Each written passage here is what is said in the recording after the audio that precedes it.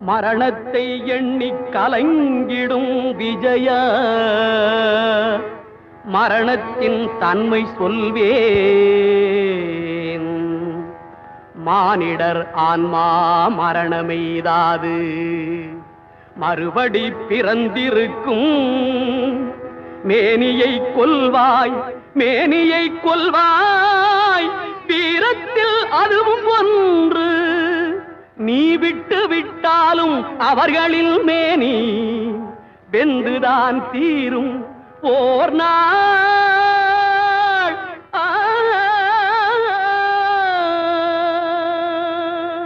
என்னை அறிந்தாய் எல்லா உயிரும் எனதென்றும் அறிந்து கொண்டாய்.